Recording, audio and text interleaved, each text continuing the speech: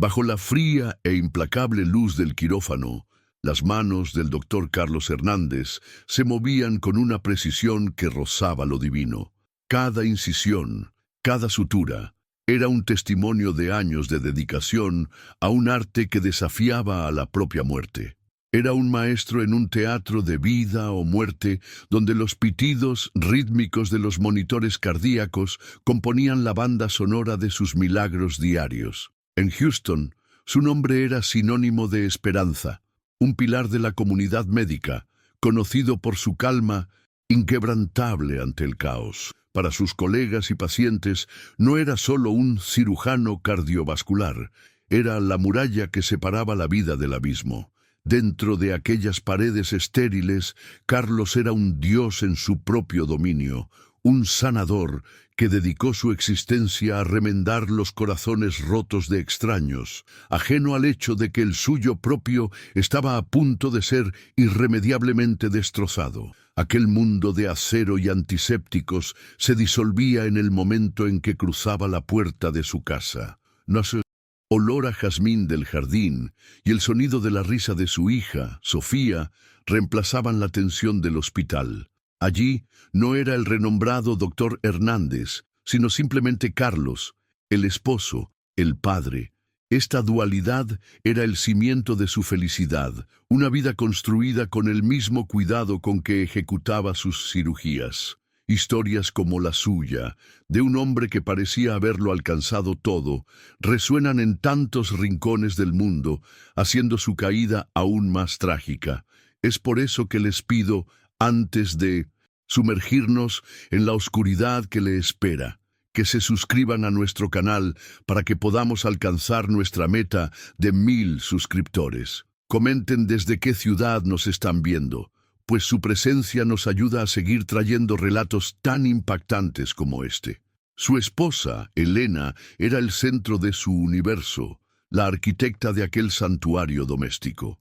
Con una sonrisa que desarmaba cualquier preocupación que él trajera del trabajo, era la personificación de la gracia y la calidez. Se conocieron en la universidad, ella una estudiante de artes, él un joven obstinado enfocado en los libros de medicina. Elena veía más allá de la ambición, veía la bondad y el deseo genuino de sanar que lo movían. Su amor era un tapiz tejido con momentos simples, cenas tardías, conversaciones susurradas en la madrugada y un entendimiento mutuo que trascendía las palabras. Ella era su puerto seguro, la calma que equilibraba la tormenta constante de su profesión. Para Carlos, volver a casa era como atracar en un muelle seguro después de navegar por un mar revuelto, y Elena era el faro que siempre lo guiaba de vuelta. Y estaba Sofía, la pequeña Sofía, con sus 7 años de edad y una imaginación que pintaba el mundo con colores vibrantes. Era la obra maestra de sus vidas, la prueba viviente de su amor. Sus dibujos, repletos de soles sonrientes y corazones torpes, adornaban el refrigerador de la cocina como obras de arte en un museo sagrado. Carlos guardaba en la memoria el sonido de sus piececitos corriendo por la casa, la sensación de sus brazos delgados alrededor de su cuello cuando llegaba a casa, exhausto. Se prometió a sí mismo que le daría el mundo, un mundo seguro y protegido, lejos de la violencia que él había conocido en su propia infancia. Sofía era su razón de ser, la melodía más dulce en su sinfonía de vida, y cada momento con ella era un tesoro que guardaba con una devoción casi religiosa. Esa necesidad de proteger a su familia provenía de un lugar profundo y oscuro de su pasado. Carlos creció en un barrio difícil de Houston, donde la sirena de la policía era una canción de cuna y la supervivencia era una lección diaria. Vio de cerca cómo la violencia y la desesperación podían corroer el alma humana, y la medicina se convirtió en su ruta de escape, su forma de rebelión. No quería luchar con puños, sino con conocimiento. Cada vida que salvaba era una victoria personal contra el caos que casi lo engulló. Había construido una fortaleza de éxito y respetabilidad a su alrededor, creyendo que las paredes de su hogar suburbano y el prestigio de su bata blanca podrían mantener a raya las sombras de su pasado, una creencia ingenua de la que el destino pronto se burlaría. Houston, para Carlos, era una ciudad de dos caras. Estaba la metrópolis brillante de los rascacielos de cristal y los centros médicos de renombre mundial, por donde él transitaba con confianza y propósito. Este era el mundo que había conquistado, pero bajo esa fachada pulida latía la otra. Houston, la ciudad de los callejones oscuros, de los barrios olvidados por el progreso, el lugar que tanto había luchado por dejar atrás. Conocía el lenguaje de las calles, la geografía del miedo, aunque intentara olvidarla. Ese contraste era un recordatorio constante de su viaje, de la distancia que había recorrido.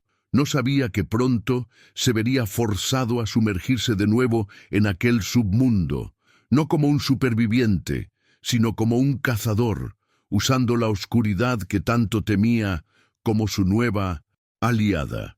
Su mejor amigo, el doctor David Chen, era una de las pocas personas que conocía fragmentos de su historia de superación. Colegas en la primera línea del hospital, compartían una amistad forjada en largas horas de guardia y en la presión de decisiones de vida o muerte.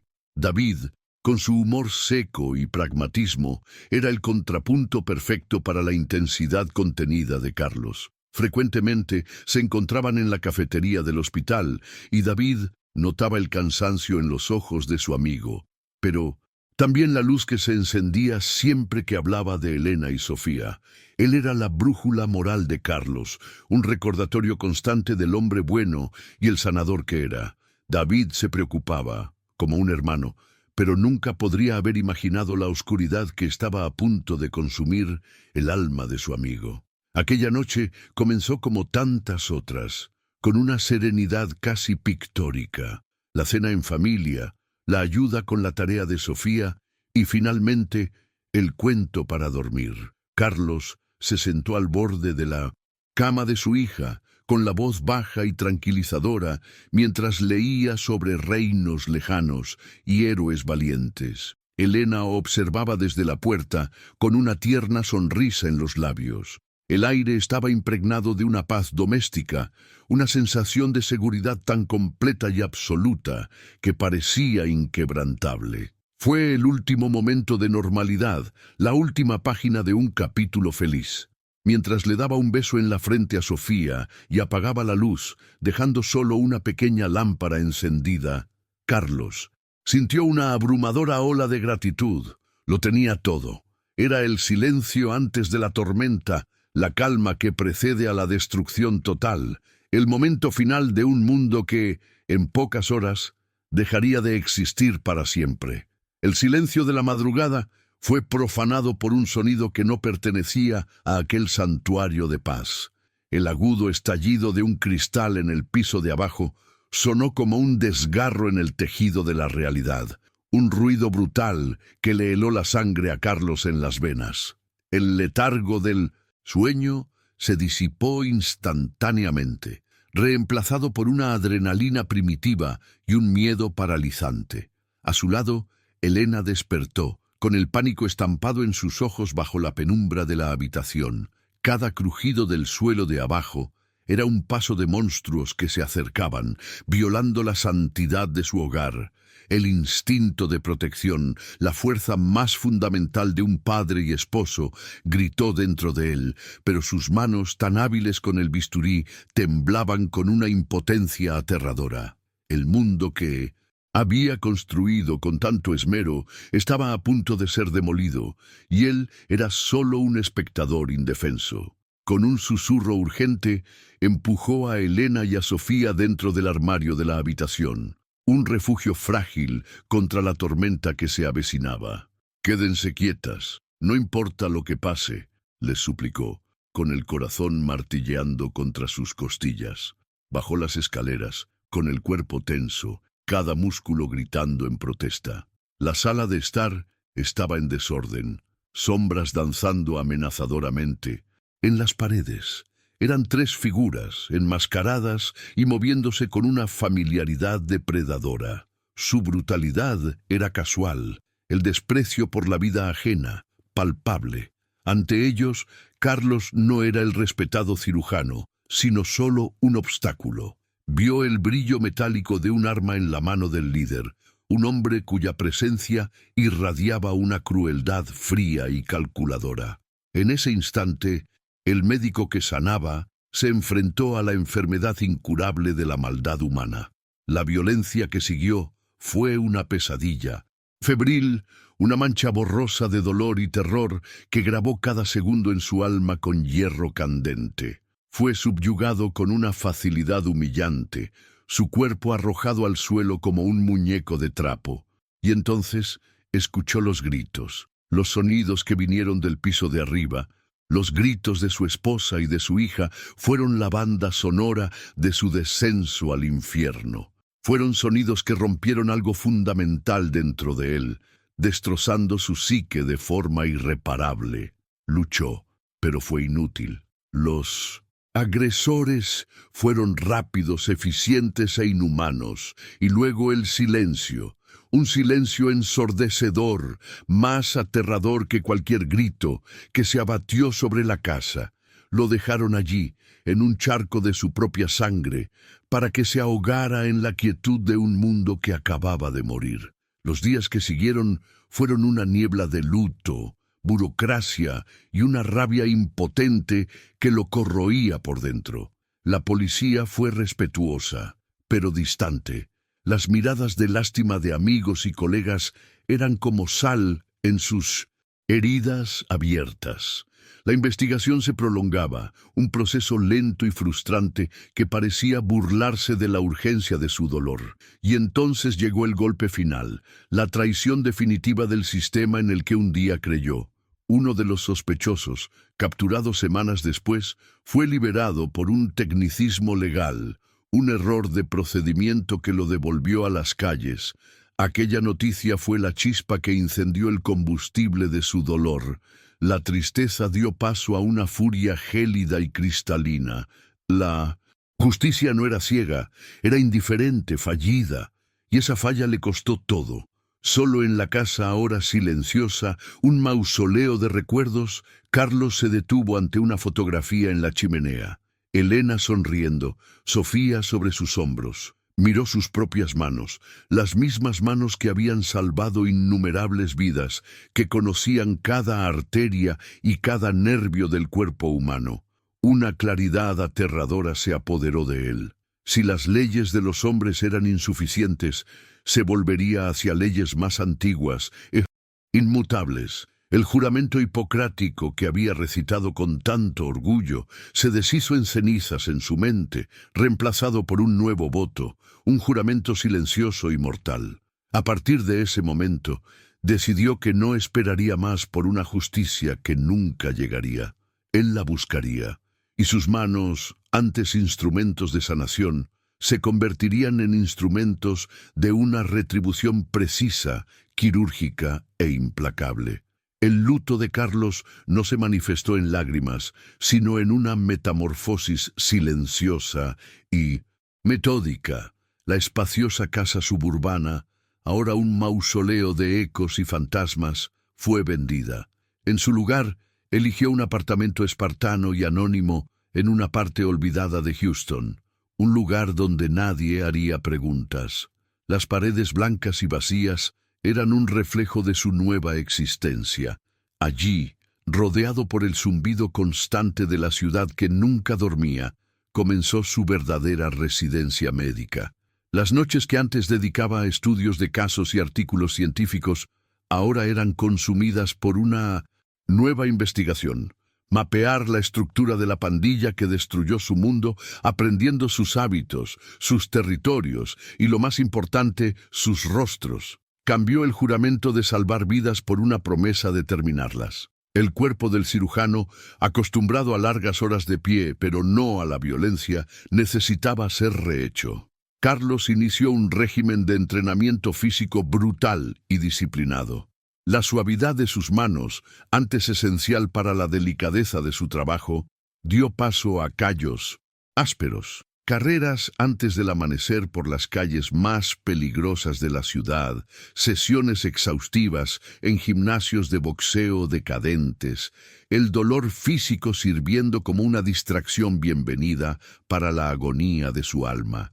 Aprendió a manejar un arma de fuego, no con la arrogancia de un criminal, sino con la precisión de un anatomista, estudiando trayectorias y puntos de impacto con la misma intensidad con que estudiaba arterias coronarias. Se estaba convirtiendo en la enfermedad y la cura, el veneno y el antídoto. Sus herramientas de trabajo cambiaron drásticamente. El bisturí fue reemplazado por la hoja fría de un cuchillo de combate. Las jeringas, antes utilizadas para administrar anestésicos y medicamentos que salvaban vidas, ahora se llenaban de cócteles letales, sustancias que podían simular fallos cardíacos o derrames, dejando un rastro de muertes aparentemente naturales. Su profundo conocimiento del cuerpo humano se convirtió en su arma más terrible. Sabía exactamente dónde presionar para incapacitar, dónde cortar para asegurar que no hubiera gritos, cómo explotar las fragilidades biológicas que existen en cada ser humano. La figura del cirujano no era solo un apodo que le daría la policía, era la descripción literal de su nuevo y terrible arte. El primer objetivo fue un miembro de bajo rango de la pandilla, un joven cuya participación en la noche fatídica había sido la de vigilante. Carlos lo rastreó durante semanas, observando su rutina monótona y predecible. La noche elegida, mientras lo seguía por un callejón mal iluminado, el corazón del médico latía descontroladamente. El sudor frío le corría por la frente y la náusea de la anticipación lo sofocaba. El fantasma de quien era, el hombre que había dedicado su vida a preservar la llama de la existencia, libraba una feroz batalla contra el vengador que nacía. Cada fibra de su ser gritaba contra el acto que estaba a punto de cometer. Por un instante paralizante, vaciló la imagen del juramento, hipocrático parpadeando en su mente como un faro moribundo. Pero entonces otra imagen se superpuso, más fuerte, más visceral, el rostro aterrorizado de Elena, el último llanto confundido de Sofía. La vacilación se evaporó, reemplazada por una ola de furia blanca. La confrontación fue torpe, cruda, nada parecida a la precisión quirúrgica que había imaginado. Fue una lucha sucia y desesperada. El miedo en los ojos del joven reflejó el suyo propio, pero ya no había vuelta atrás. Cuando terminó, con el pesado silencio cayendo sobre el callejón, Carlos no sintió el alivio de la venganza. Sintió un vacío abismal. La adrenalina dio paso a un horror profundo por lo que acababa de hacer. Se arrastró lejos, con el cuerpo temblando incontrolablemente, y vació el estómago en un contenedor de basura, el sabor amargo de la bilis mezclándose con el de su propia alma corrupta. El cuerpo fue encontrado a la mañana siguiente, y el caso cayó en el escritorio de la detective Isabella Rossi, una mujer de inteligencia aguda y una tenacidad que irritaba a sus superiores. Rossi era conocida por no soltar un caso. Había crecido en el mismo tipo de barrio que Carlos, pero eligió un camino diferente para combatir el caos, la placa y la ley. Era la antítesis de él, una creyente ferviente en el sistema que él había llegado a despreciar. Al llegar a la escena del crimen, sintió inmediatamente que algo andaba mal. No era un asesinato de pandillas común, que generalmente era ruidoso y caótico.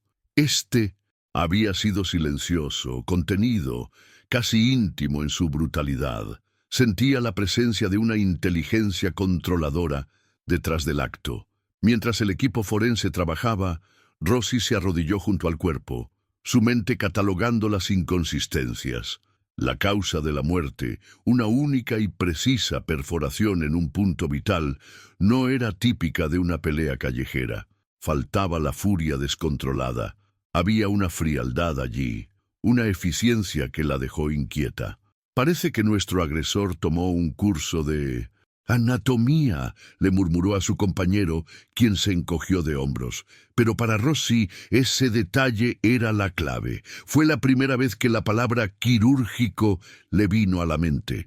Aún no lo sabía, pero acababa de dar el primer paso en un largo y tortuoso juego del gato y el ratón con un fantasma que sangraba tanto como ella. La intuición de Rossi la llevó a sumergirse en los archivos. Investigó la vida de la víctima, su afiliación con la notoria pandilla Los Martillos y sus crímenes pasados. Fue entonces cuando encontró la conexión. El nombre del joven aparecía en los informes preliminares de la investigación del brutal asesinato de la familia Hernández. Aquel caso había sido una herida abierta para el departamento. Un crimen atroz que permaneció sin resolver. Rossi sintió un escalofrío recorrer su espalda. ¿Coincidencia? Ella no creía en las coincidencias. Una delgada línea comenzó a formarse en su mente, conectando la tragedia del cirujano respetado con la muerte calculada en los callejones de la ciudad. Una empatía reacia surgió por un instante, el dolor inimaginable de Carlos, pero fue rápidamente suprimida por su deber. La ley era la ley para todos. Mientras Rossi comenzaba a trazar su mapa, Carlos perfeccionaba sus métodos. El desorden de la primera vez no se repetiría. Su segunda víctima, otro miembro de la pandilla identificado a partir de sus archivos, encontró su fin de manera mucho más elegante. Usando una jeringa con una aguja finísima, Carlos inyectó una dosis calculada de cloruro de potasio en el hombre mientras dormía, induciendo una parada cardíaca fulminante. Para el médico forense, pareció una sobredosis o un fallo cardíaco súbito, común en el estilo de vida de la víctima. Fue una muerte limpia, sin marcas, casi un fantasma. Carlos sintió una fría satisfacción por su propia habilidad, un sentimiento que lo asustó más que la violencia del primer asesinato. La dualidad de su vida se convirtió en una tortura. De día, vestía la bata blanca, recorría los pasillos estériles del hospital, sus manos firmes, salvando la vida de un extraño en una mesa de operaciones. De noche, vestía la oscuridad, sus manos convirtiéndose en instrumentos de muerte. La tensión de esta existencia doble comenzó a pasarle factura. Apenas dormía, su mente constantemente planeando, analizando, cazando. El doctor David Chen, su amigo, fue el primero en notar el cambio drástico. Carlos estaba más delgado, sus ojos hundidos y atormentados. La antigua camaradería dio paso a un silencio distante. David intentaba romper la barrera, invitándolo a conversar, pero Carlos lo mantenía a distancia, protegiendo a su amigo de la monstruosa verdad en la que se había convertido. La segunda muerte, registrada como no sospechosa, habría pasado desapercibida si no fuera por la obsesión de Isabella Rossi. Ella no se tragó la historia de la causa natural. Presionó al forense, señaló la conexión de la víctima con la primera y con el caso Hernández. Lentamente, un patrón aterrador comenzó a emerger en su pizarra de investigación. Dos miembros de la misma pandilla, ambos vinculados a un crimen específico, muertos de formas discretas y eficientes. La teoría del justiciero, antes un susurro, ahora era una hipótesis de trabajo concreta. Los medios aún no sabían nada, but Rossi sentía que estaba tras la pista de algo grande, un tipo de justicia sombría y distorsionada que operaba en las sombras de su ciudad. Para Carlos, la misión inicial de venganza comenzó a transformarse. La lista original de los asesinos de su familia todavía era el objetivo principal, pero su visión se expandió. Al sumergirse en el submundo, veía la podredumbre por todas partes. Traficantes que vendían veneno a los niños, abusadores que aterrorizaban comunidades, asesinos que escapaban por resquicios de la ley. Un complejo de Salvador distorsionado comenzó a formarse en su mente. No solo se estaba vengando, estaba limpiando la ciudad, realizando una cirugía radical en el cuerpo, Enfermo de la sociedad, él era el único con el coraje y las habilidades para cortar el cáncer que el sistema de justicia se mostraba incapaz o reacio a extirpar. Su siguiente acción debía ser una declaración. Apuntó más alto en la jerarquía de la pandilla. Un teniente sádico de El Martillo, conocido por su brutalidad e intocabilidad. Eliminar a ese hombre no sería solo otro acto de venganza, sino un mensaje directo para el líder de la pandilla. Era un riesgo calculado, una escalada deliberada que lo pondría directamente en la mira de toda la organización criminal. Sabía que, después de esa muerte, ya no habría forma de esconderse en las sombras. Sería el comienzo de una guerra abierta, y él estaba listo para librarla. La preparación para este ataque fue diferente, más enfocada, desprovista de cualquier vacilación. El médico estaba siendo enterrado cada vez más profundo. Hay un punto en ciertos viajes del cual no hay retorno. No es el primer paso, a menudo dado en la confusión del dolor o la ira, sino el paso consciente hacia el abismo, con los ojos bien abiertos. Carlos estaba ante ese precipicio, a punto de dar ese paso. Este es el momento que define no el inicio de la caída, sino la aceptación de ella.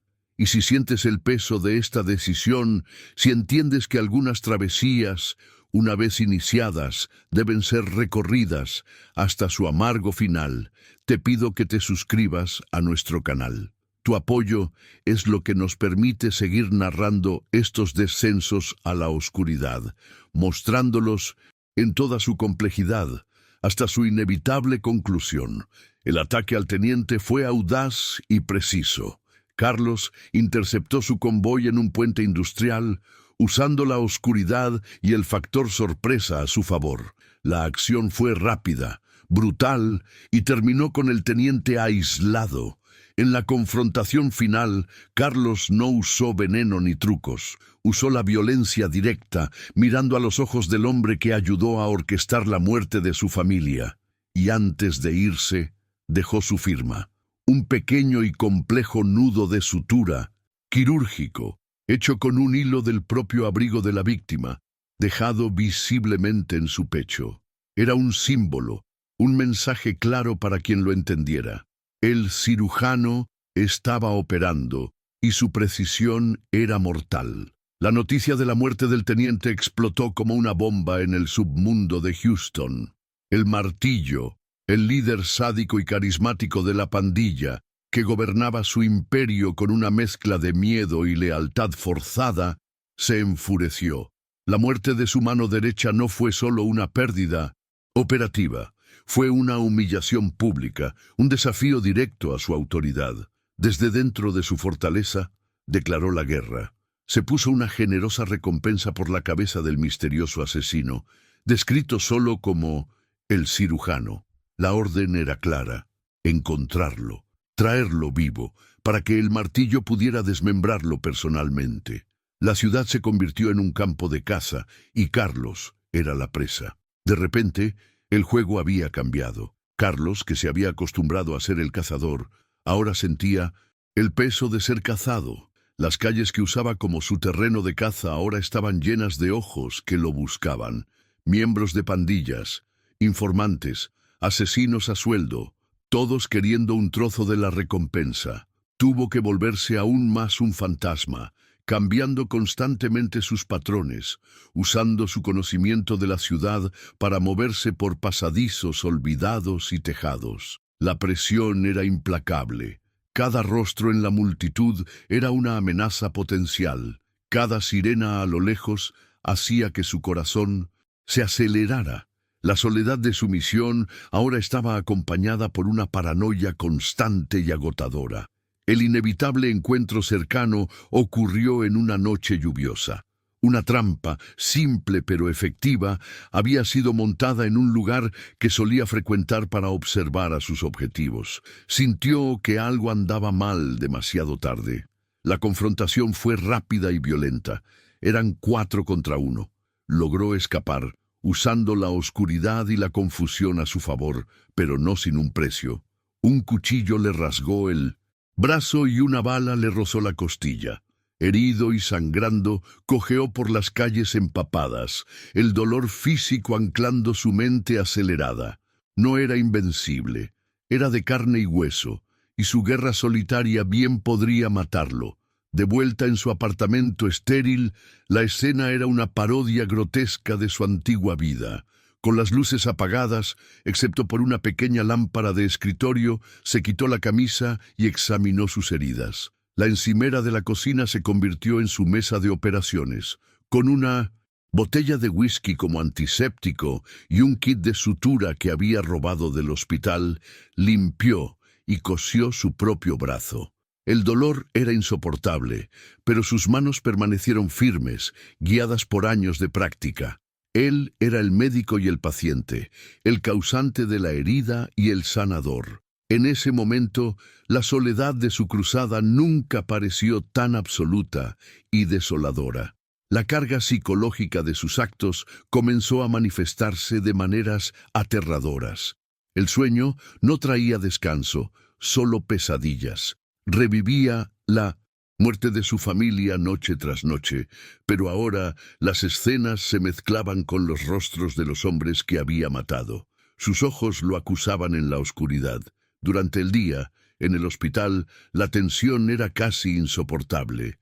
Al mirar a un paciente en la mesa de operaciones, veía el rostro de una de sus víctimas. La línea entre el salvador y el asesino se estaba borrando por completo, y temía al hombre que veía en el espejo, un extraño de ojos fríos y vacíos. El doctor David Chen no aguantaba más. El silencio arrinconó a Carlos en una sala de descanso vacía del hospital con la preocupación grabada en su rostro. Carlos, mírate, pareces un fantasma. No hablas, apenas comes. Soy tu amigo. Por el amor de Dios, dime qué te está pasando, le suplicó, con la voz llena de una angustia genuina. Carlos solo lo miró, con la máscara de frialdad firmemente en su lugar. Quería contarle, quería desahogarse, pero ¿cómo podría confesarle a su mejor amigo, un hombre dedicado a la vida, que se había convertido en un segador? Estoy bien, David, solo cansado, mintió, y la mentira sonó hueca incluso para sus propios oídos, creando un abismo aún mayor entre ellos. Mientras tanto, la detective Rossi finalmente consiguió una pista sólida. Un indigente, que se había escondido durante el ataque al teniente, se presentó, coaccionado por un policía de calle que conocía. La descripción era vaga.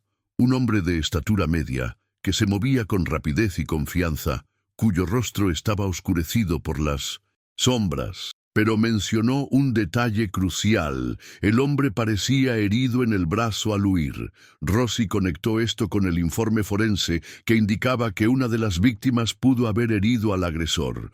Ahora tenía un enfoque: buscar en hospitales y clínicas a alguien con una herida de cuchillo no reportada. Se estaba acercando. La guerra de Carlos lo forzó a sumergirse aún más en las redes de comunicación del submundo. Usó sus habilidades técnicas para interceptar mensajes, monitoreando los movimientos de la pandilla en su búsqueda. Fue así como descubrió la información que tanto anhelaba. Una comunicación encriptada reveló una reunión de alto nivel que el Martillo tendría en 2 días, en un lugar que hizo que el corazón de Carlos se detuviera. Una vieja capilla abandonada en las afueras de la ciudad, un lugar notorio por ser el matadero particular de la pandilla. Era una fortaleza. Invadirla sería un suicidio, pero allí estaría su objetivo final. El viaje estaba llegando a su clímax sangriento. Las últimas 48 horas fueron un ritual de preparación. Carlos limpió sus armas, organizó su equipo médico improvisado y estudió los planos de la capilla abandonada. Ya no había ira, solo una calma gélida y un sentido de propósito final. La venganza, que antes era un fuego consumidor, ahora era solo la tarea final en una larga y exhaustiva lista de procedimientos. Se miró en el espejo por última vez. El rostro que lo miraba no era el del doctor Carlos Hernández. El esposo amoroso, el padre dedicado, el cirujano brillante. Aquel hombre había muerto junto con su familia. El reflejo mostraba solo al cirujano, una figura agotada y sombría, un instrumento de muerte listo para su operación final. La capilla abandonada se erguía contra el cielo nocturno como un esqueleto, un monumento al olvido y a la profanación. La fina lluvia que caía parecía llorar sobre los vitrales rotos y las paredes grafiteadas. Por dentro, el aire estaba cargado con olor a moho y pólvora. Carlos se movió entre las sombras con la fluidez de un depredador, cada paso silencioso, cada respiración controlada. Ya no era el médico vacilante del primer asesinato. Era una fuerza de la naturaleza, un espectro movido por un propósito singular. Los centinelas, apostados en el perímetro, fueron neutralizados con una eficiencia brutal y silenciosa, uno por uno, sus vidas extinguidas antes de que pudieran emitir un sonido. Él era la muerte llegando de puntillas, un cirujano preparándose para la incisión final en un tumor maligno. Llegó a la entrada de la nave principal, el corazón palpitante de la operación de El Martillo.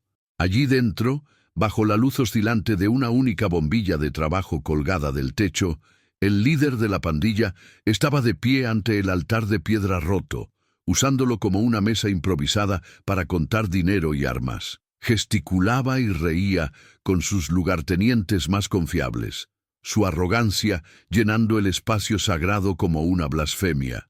Para ellos, aquel lugar era solo otro escondite. Para Carlos era el escenario perfecto para el acto final de su tragedia. Oculto por una columna de piedra, observó la escena, el corazón latiendo a un ritmo frío y constante. La calma que lo precedía no era paz, sino el silencio concentrado antes de un procedimiento complejo e irreversible. En lugar de un ataque sorpresa, Carlos eligió las palabras como su primera arma. Salió de las sombras, su figura recortada contra la oscuridad y su voz, baja pero cargada de un peso insoportable, cortó la conversación. ¿Recuerdas mi rostro? El grupo se giró abruptamente, las manos yendo instintivamente a las armas. El Martillo, sin embargo, levantó una mano para detenerlos, con una sonrisa de desdén formándose en sus labios. No reconoció a Carlos, viendo solo a un hombre solitario y tonto que había firmado su propia sentencia de muerte. Debería, se burló, con los ojos brillando con una crueldad divertida. Veo tantas caras. La mayoría de ellas las olvido, después de que suplican por sus vidas. La tuya será una de ellas. Mi esposa se llamaba Elena, mi hija Sofía, dijo Carlos, dando un paso más hacia la luz. Y entonces el reconocimiento brilló en los ojos de El Martillo. La sonrisa vaciló por una fracción de segundo, reemplazada por una sorpresa genuina, que pronto se transformó en un placer sádico. Ah, sí, el doctor, dijo, saboreando la palabra. Tu esposa era ruidosa, tenía agallas. La niña, no tanto. Cada palabra era una puñalada, calculada para quebrar el espíritu de Carlos, pero subestimó la profundidad de la transformación de su oponente. El dolor no rompió a Carlos, lo forjó en algo más duro que el acero. La última chispa del médico compasivo se extinguió para siempre, dejando solo la frialdad del cirujano. En el preciso momento en que El Martillo hizo una señal para que sus hombres atacaran, las puertas dobles de la capilla volaron hacia adentro. Haces de luz cegadora inundaron el interior, convirtiendo las sombras en refugios inútiles. Policía de Houston, manos arriba, suelten las armas. La voz amplificada de Isabella Rossi resonó por las paredes de piedra. Estaba allí, chaleco antibalas, arma en mano, flanqueada por un equipo SWAT con equipo táctico completo. El escenario se congeló en un impas sobrecogedor. Los hombres de la pandilla estaban atrapados entre el vengador solitario y la fuerza de la ley. El Martillo estaba acorralado, y Carlos, el objetivo de dos cacerías distintas, se encontraba en el centro de todo. La voz de Rossi cortó la tensión de nuevo, esta vez dirigida solo a él, más suave, casi una súplica. Doctor Hernández, Carlos, se acabó. Mírate, no te conviertas en el monstruo que cazaste. Deja que la ley se encargue de esto ahora. Sus palabras eran un puente hacia el mundo que él había abandonado, una oportunidad de redención. El martillo, viendo una oportunidad en el caos, comenzó a moverse lentamente hacia un lado, con una sonrisa burlona en el rostro. Creía que el sistema lo protegería de nuevo. Carlos estaba en el filo de la navaja, venganza y condena segura por un lado, rendición y la posibilidad de que su enemigo escapara de la verdadera justicia por el otro. El peso de todo su viaje se resumía en la decisión de ese segundo. No eligió ninguna de las opciones que le ofrecieron. En un movimiento fluido y explosivo, ignorando los gritos de Rossi y los disparos que comenzaban a resonar, no disparó. Se abalanzó sobre el martillo. En su mano no había un arma, sino el brillo plateado de un bisturí quirúrgico, su herramienta más familiar. El movimiento fue de una precisión aterradora, una estocada directa y fatal en la arteria subclavia, en el punto exacto debajo de la clavícula. Un golpe que sabía que causaría una hemorragia masiva e incontrolable. Fue el acto final, la fusión perfecta y horrenda del médico y el asesino. Mientras el martillo caía, ahogándose en su propia sangre, la capilla estalló en un pandemonio de disparos. El destino de 1900. Carlos fue sellado no por una bala, sino por su propia mano, en su acto final de cirugía. Cuando el último eco de los disparos se disipó en la capilla profanada, un silencio pesado se instaló, roto solo por el goteo de la lluvia a través del techo agujereado.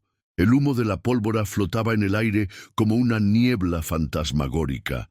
El martillo yacía inmóvil cerca del altar, su vida desvanecida por el golpe preciso de un cirujano.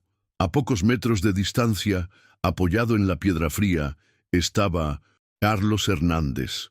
Múltiples manchas rojas se extendían por su pecho y abdomen. No hizo ademán de luchar o huir cuando la detective Rossi se acercó con cautela, con el arma aún apuntando, pero con una vacilación visible. En los ojos de Carlos no había ira ni miedo, solo un vacío profundo y exhausto.